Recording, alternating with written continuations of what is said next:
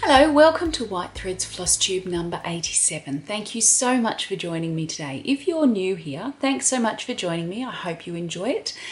And if you've been around for a while, thanks so much for sticking with it. It's great to have you.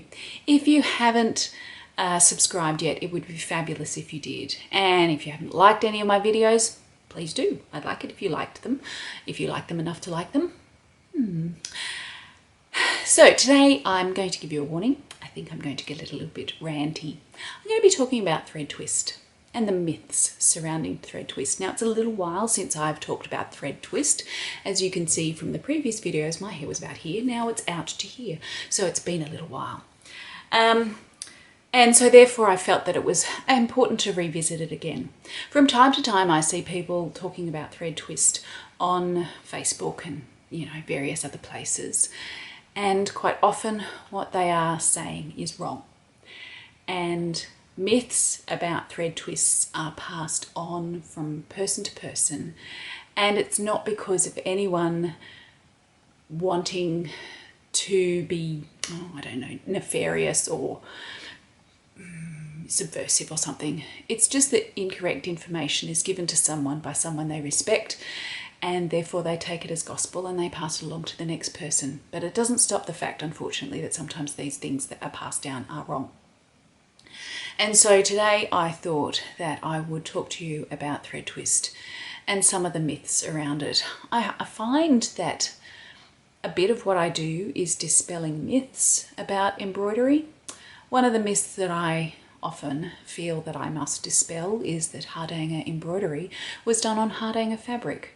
Now, hardanger fabric is a double weave fabric which has two threads crossing over in for the weave, whereas normal fabric just has one that crosses individually. Traditional hardanger embroidery was not ever done on Mount Mellick fabric because back in those days Mount Mellick fabric didn't exist.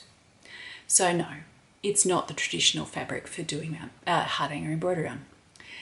I hope I didn't say Mount Mellick in the middle of that, because the next thing I'm going to talk about is Mount Mellick. Mount Mellick embroidery has a U in it. Mount Mellick is M-O-U-N-T-M-E-L-L-I-C-K. It is not M-O-N-T. And that's because Mount Mellick embroidery comes from the town of Mount Mellick.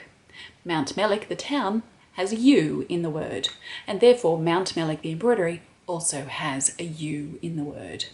It's like if we decided to say that Sydney didn't have one of its Y's, but it does. Sydney has one of its two Y's, and if we left one out, it wouldn't be Sydney anymore. It's like if we said that London didn't have one of its O's, and it was just London. It's not London anymore, but it is London, so therefore it needs both of its O's. We can't leave the E out of New York. It's there. You have to use it. And in the same way, we can't leave the U out of Mount Mellick because it's there. So, yeah, that's just me having a nice little rant.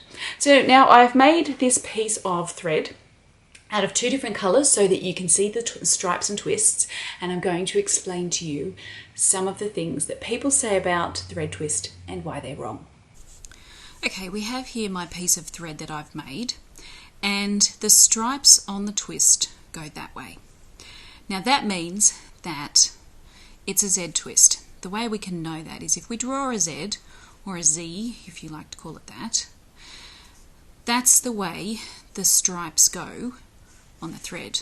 If we have an S twist, the main part goes that way, and so the stripes go that way. So we're talking with Z twist and the stripes go that way. So this is a Z twist thread.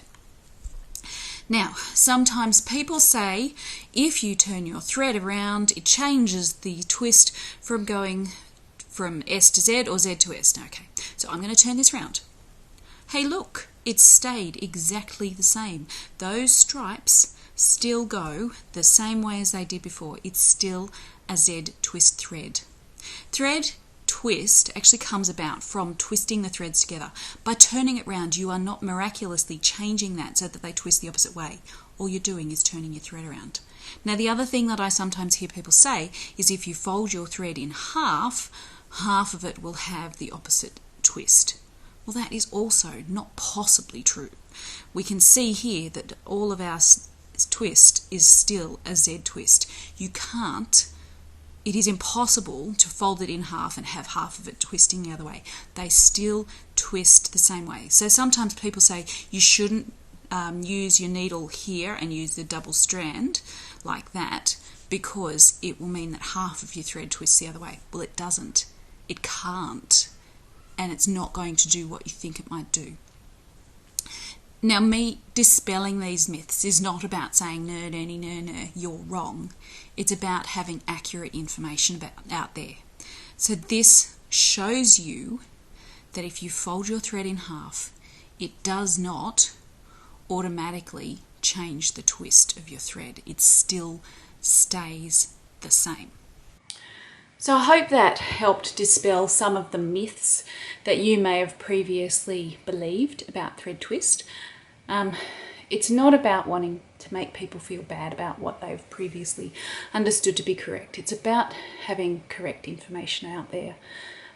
So if you've previously believed that turning your thread around or folding it in half would change the thread twist, don't feel bad. Many people believe that, and it's because people who they respect have told it to them.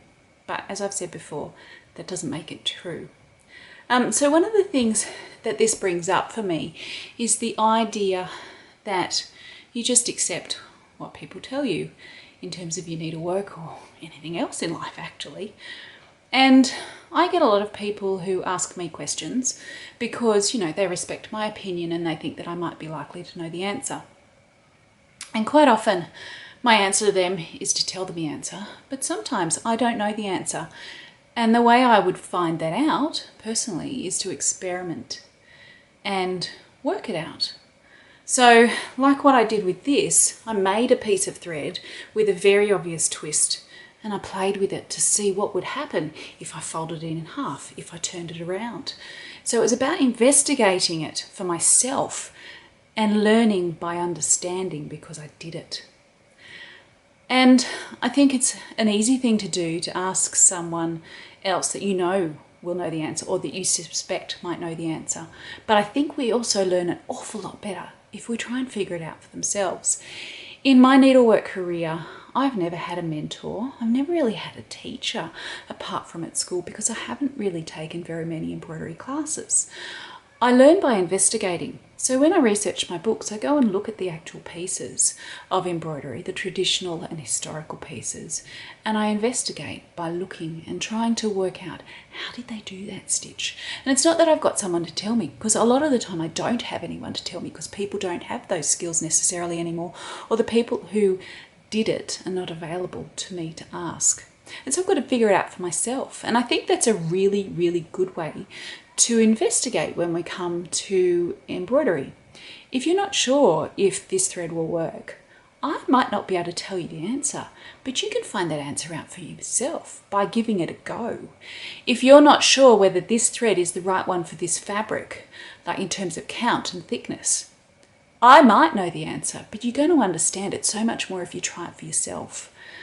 So my encouragement to you is if you don't know the answers, if you've got a question, ask the question of yourself and see if you can figure out the answer for yourself. If you get to the end of that experiment and you're still not sure of the answer and you don't understand, then ask someone. Maybe that person is me and maybe I will have an answer for you, but maybe I won't know the answer either. So I just want to encourage you, think about things for yourself, investigate things for yourself, and you might learn something new, and I think you'll probably learn it in a much better way than if someone just tells you the answer. So maybe that didn't turn out quite as ranty as I expected it to be. I hope that was encouraging for you. So anyway, thanks so much for joining me today, and I'll see you next time. Bye.